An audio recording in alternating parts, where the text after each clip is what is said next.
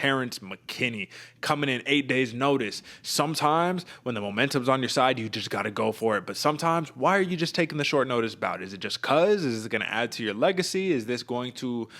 At the end of the day, you're taking a huge risk, and you got to risk it to get the biscuit. But sometimes these are unnecessary risks that fighters don't need to take. For an example, Nasrat Haqparast fights Dan Hooker. They have that crazy debacle where it's like, oh, I didn't have time to train. I just get on the plane, cut weight on the plane, do the whole nine, and then you lose in, you know what I mean, devastating fashion. And it's like, well, why did I do all that for? That's the story that we have right here. Now, Terrance McKinney, in a minute 30 into it, you're like, oh Lord, this is the dude. He's going to be the champion. He's steamrolling everybody in his path. And if these fights, AJ, lasted 60 to 90 seconds long, I think Terrance McKinney would be a absolute weight champion. Heavyweight to flyweight, he's beaten everybody. It doesn't matter. Unfortunately, the fights last a little bit longer. And when you air it out and you throw everything you got in those first 90 seconds, well, you're going to be pretty tired for the rest of the fight. And that's what we saw. Drew Dober gets caught with 2 flying knees to the dome, a couple big shots to the head. His face looked like he was in a war 60 seconds into the fight, but he shows resolve. He hits Terrance McKinney with the counter, gets the knee, drops him down, ground and pound, finish the fight. There's not much to say on this fight, AJ, other than Terrance McKinney was absolutely crushing until he wasn't. And sometimes you're the hammer, sometimes you're the nail. He was both in this fight. What do you make of it?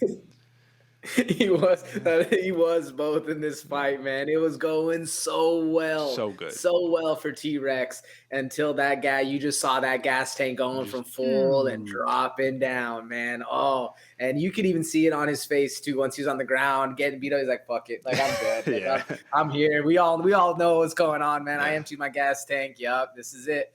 Yeah, not much to say, man. He was looking good. I'm honestly pretty surprised with the graniteness or the strength of Drew Dober's chin, because he ate some good shots, man. And the fact that Terrance McKinney's so tall, I don't even think those were jumping, flying knees, Derek. I think he was just standing up, bringing his knee as high as he could, and Dober's chin happened to be eating it.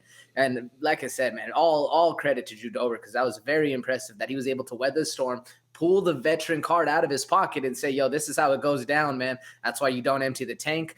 I think Terrance McKinney, even maybe he doesn't regret taking the short notice fight, but I think he learned a good lesson right here, man, that you know, on a full fight camp, he can compete with the best of them. And if he doesn't empty his tank like that, he could have possibly won that fight. Absolutely. I mean, Terrance McKinney is very clearly a live by the sword, die by the sword type fighter. Either he's knocking you out or he's getting knocked out. There is no in between. There's no decisions. It's one or the other. And you got to love it, because that's a man of principle and of character right there. It just says, fuck it, we're doing it. However, in terms of the sport, he was talking about, oh, fast track it, give me a year, I'll be champion. Well, this sets you back a little bit. You just lost to Drew Dober. Yeah, you took it on 8 days notice, but his stock, I think, does increase, because we all saw that was a great performance. What you got?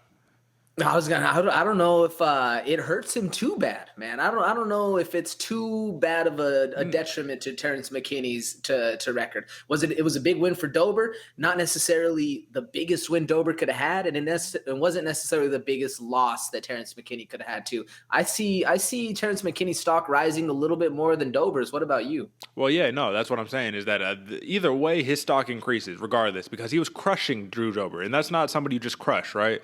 So to see that performance, it is very telling. But let's zoom out once again. You can't just be a first-round fighter, you know what I'm saying? It's just, so those are the things where we're talking championships and we're talking 5 rounds. We're talking about, all right, let's take a dude who's really tough and let's see what he can do in rounds 3, 4, 5. And this reminds me a little bit, AJ, of this was the featured prelim, Matthew Semmelsberger versus AJ Fletcher.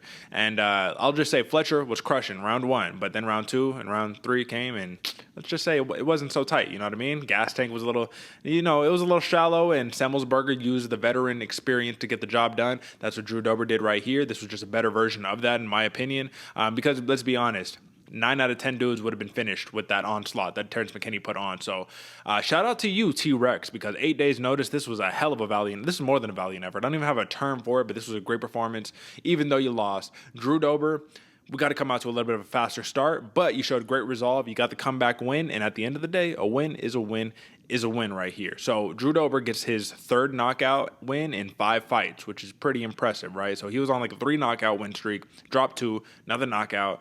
You have to see it from the Muay Thai fighter that is Drew Dober, my man.